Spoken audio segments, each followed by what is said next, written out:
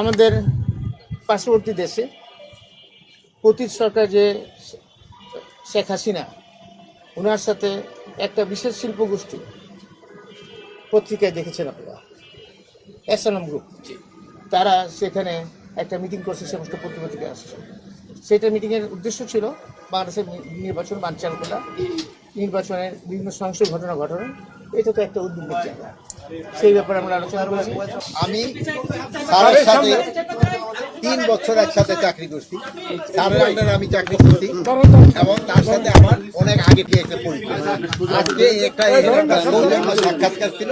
আমরা এই সৌজন্য সাক্ষাৎকারে আমরা বিভিন্ন ধরনের কথাবার্তা, আমাকে পারিবারিক লেভেল, অন্যান্য লেভেল, এগুলি আমরা আলোচনা করছি।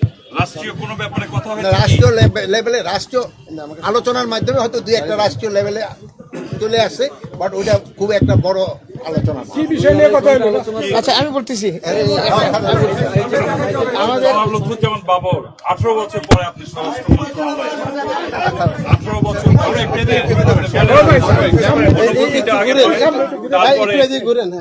তারপরে আপনি কেন এসেছিলেন এই যে বলেন? প্রথমে আমি মহান রাব্বুল আলামিনের শুকরানা আদায় করি যে আমি 17.5 বছর পরে আল্লাহ পাক আমাকে নির্দোষের মাধ্যমে জেল থেকে ছুটেছি এবং আজকে জাতীয়তাবাদী দল, বাংলাদেশ জাতীয়তাবাদী দল থেকে একটা টিম করা হয়েছে।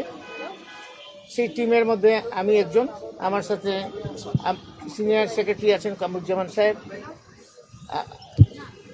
রিমন সাহেব, তারপর হচ্ছে আরেকজন মাহবুব সাহেব আছেন এবং আরেকজন আছেন আমাদের সাথে, তিনি আজকে আসতে পারেন।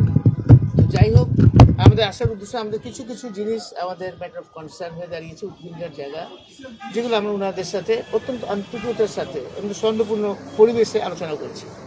সেই সৌন্দর্যপূর্ণ আলোচনার মধ্যে আমরা আসছি বিশেষ করে বর্তমান ইন্টারিম গভর্নমেন্ট, মাননীয় প্রধান উপদেষ্টা এবং বর্তমান সরকারকে সাহায্য করার।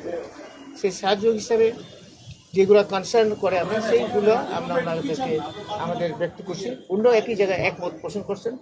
মোটামুটি খুব আলোচনা অত্যন্ত ফলপ্রসূ এবং সহজপূর্ণ হয়েছে।